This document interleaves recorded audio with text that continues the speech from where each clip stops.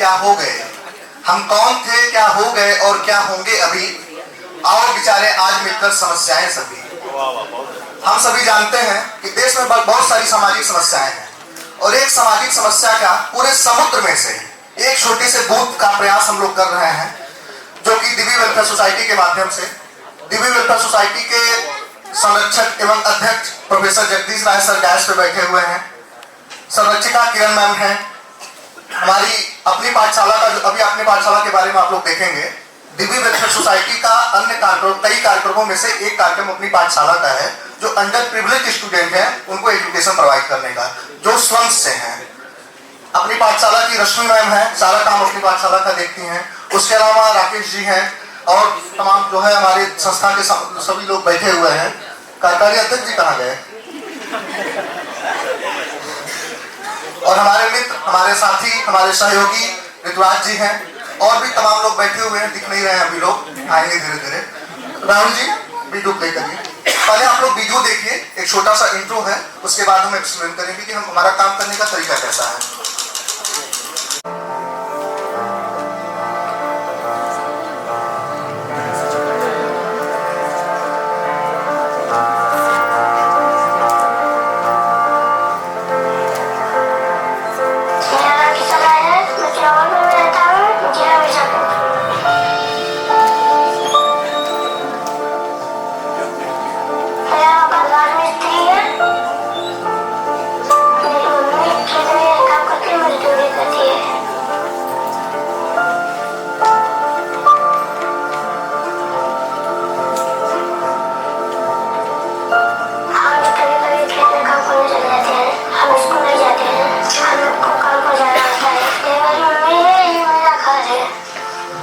राजगिरी काम करते हैं, लोग राजमारा कहीं मजदूरी करते हैं, खेत में काम करते हैं और दूसरे के भी कर लेते हैं। हम लोग बस इतना ही कमाते हैं जो दो की रोटी मिल जाए हम लोग को, ज़्यादा टेढ़ नहीं हम लोग को थोड़ा बनता है।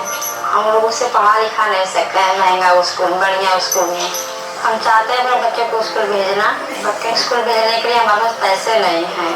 हम लोग बहुत गरीब है, दो वक्त की बस रोटी सबके मिल जाए, हालात से बहुत मजबूर है हम लोग।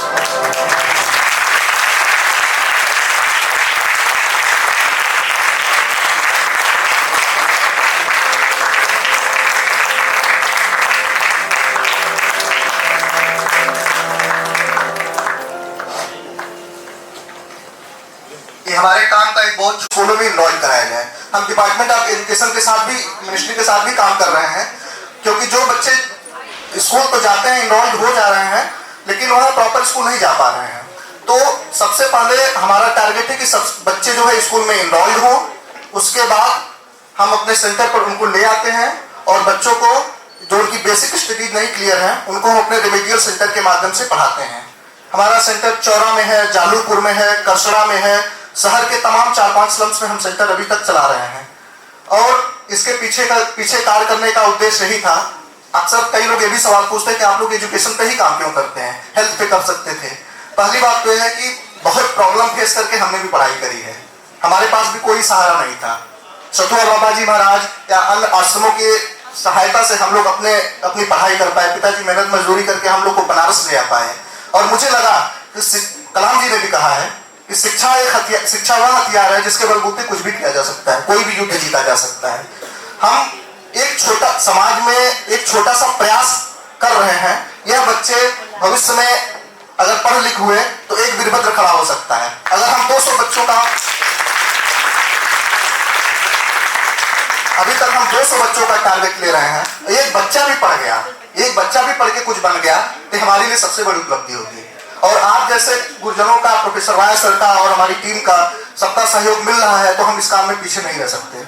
हम अपने सहयोगी ऋतुराज जी से अनुरोध करेंगे कि हम किन सेक्टर्स में काम करते हैं, समाज के किन क्षेत्रों में काम कर रहे हैं और किस कम्युनिटी में काम कर रहे हैं, आप थोड़ा सा एक्सप्लेन करें। बहुत बहुत धन्यवाद। आप लोगों ने काफी समय दिया है, इसके लिए हम बहुत आभार व्यक्त करते हैं।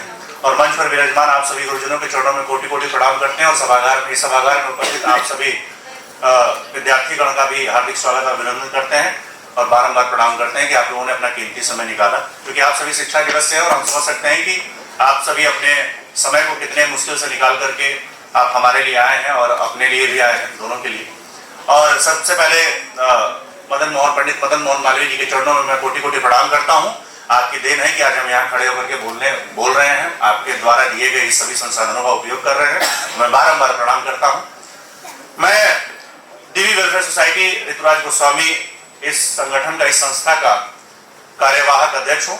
जैसा कि आप सभी जानते हैं कि हम सबके संरक्षक डीवी के वर्तमान अध्यक्ष प्रोफेसर जगदीश राय सर IIT रुड़की के पूर्व प्रोफेसर इस मंच पर मौजूद है। आप इस समय अध्यक्ष हैं वर्तमान में। आपके नेतृत्व में यह संस्था जो है आगे काम कर रही है और तमाम ऐसे बच्चों को शिक्षा देने का प्रयास कर रही है जो हमारे समाज से कटे हैं, हमारे समाज से जुड़े नहीं है, कटे हुए हैं। कटा हुआ मैं इसलिए कहता हूं कि आप जो ये चकाचौंध की दुनिया देख रहे हैं, बहुत ज्यादा समय नहीं लूंगा।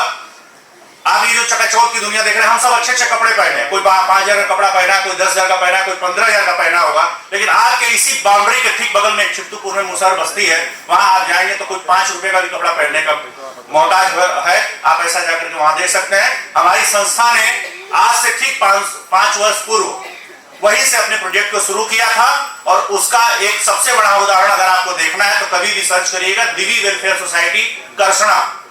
वहां से जो बस्तियां उठ करके, जो लोग उठ करके करसड़ा की तरफ पलायन किए, उनको हमने क्या व्यवस्थाएं दी, सरकारों के से किस तरीके से हमने लड़ाइयां लड़ी, उनके घरों को तोड़ा गया, 13 परिवारों को उजाड़ने का प्रयास किया गया तमाम लोगों के द्वारा, तो हमने किस तरीके से उनको बसाने का प्रयास किया, उन्हें सरकारी योजनाओं से जोड़ने का प्रयास किया, उनके बच्चों को एक प्रॉपर एक अध्यापक देकर के उनको रोज पढ़ाने का कार्य हमारी सोसाइटी कर रही है। ये हमारा सबसे पहला उदाहरण और पहला कदम था चित्तूपुर में।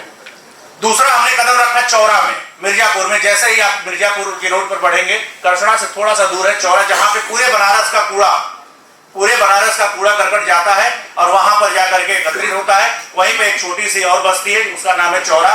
वो भी आपसे कटे हुए इसलिए मैं कहूं क्योंकि वहां के भी बच्चों की जो दशा दिशा है वो बहुत ठीक नहीं है।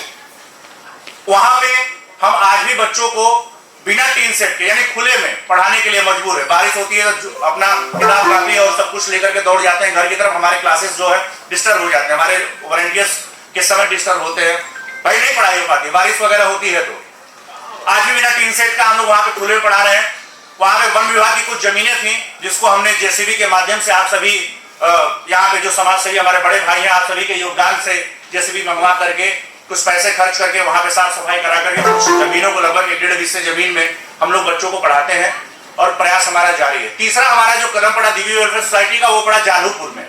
जालूपुर में जैसा कि अभी कुछ देर पहले SDG के ऊपर आपने एकदम तेजी से एकदम आंकड़ा एकदम जो है फायर ब्रिगेड की तरह जो प्रोफेसर थे हमारे गुरुजी, जो हमारे संरक्षक हैं दिव्य वेलफेयर सोसाइटी के, IIT BHU के ही प्रोफेसर हैं केमिकल डिपार्टमेंट में, प्रोफेसर प्रदीप कुमार मिश्रा सर, आपके ही दिए गए सेंटर पर, आपके दिए गए इंफ्रास्ट्रक्चर के माध्यम से वहां पे 3 सेट है, सारे बच्चों के पढ़ने की व्यवस्थाएं, लगभग 1.5 बीघे का उन्होंने अपना प्लाट हमें दिया है और उनके सेंटर पे लगभग इस समय 200 बच्चे पढ़ाई कर रहे हैं जादूपुर में, आप सभी के योगदान से और आप सभी के सहयोग से। ये मेरा तीसरा कदम है। अब हम आगे प्रयास करते हैं। अब मैं आपको बताऊं, कटे हुए जो समाज के बच्चों की हमने बात करी, जो मुसार बस्ती की हमने बात की, आप कभी एक बार आप लोग जाइएगा भूले भटके हुए उस गली में, जब आप प्रवेश, उस गली के मुझे लगता है कि 2.5 से 3 फीट की वो गली है, उसके बाहर बहुत अच्छी दुनिया है, बहुत अच्छे लोग हैं, लेकिन गली के अंदर जब आप प्रवेश करेंगे तो आपको असल की दुनिया से और उनकी दुनिया से दोनों में आपको अंतर समझ में आएगा। और हो सकता है अगर आपके अंदर थोड़ी सी शर्म हया होगी तो आपको भी शर्म आएगी कि हम किस समाज में जी रहे हैं कि एक मानव जहां रोज पिज्जा बर्गर और छोला समोसा खा रहा है, तमाम प्रकार के डिशेस खा रहा है, वही एक ऐसा भी हमारा समाज है मानव का जो एक दाने के लिए, यूं कहे तो आप में से बहुत सारे लोग चिकन मटन का प्रयोग भी करते होंगे।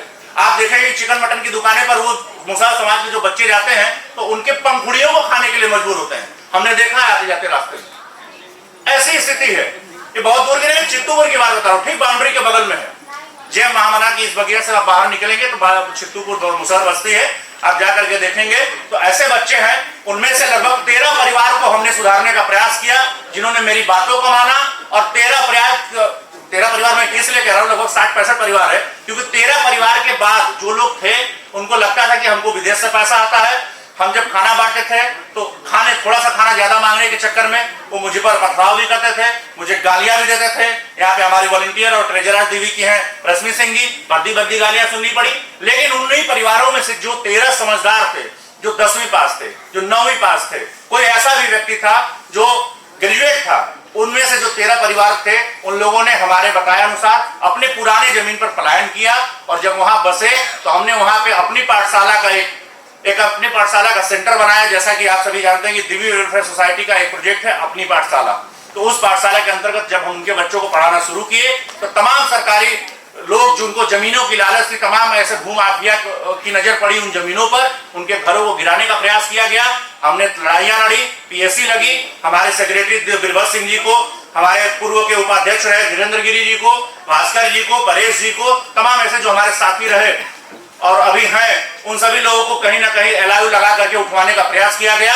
आप पढ़िएगा, आप ये न्यूज कोई बहुत पुराना नहीं है, लेकिन फिर भी सरकार ने चीजों को भागते हुए, प्रधानमंत्री जी ने वहीं पे अटल आवास योजना जो बनाया गया, अभी आप देख रहे होंगे, उस समय उसका उद्घाटन नहीं हुआ था, प्रधानमंत्री जी आने वाले थे, उसके पूर्व की घटना है।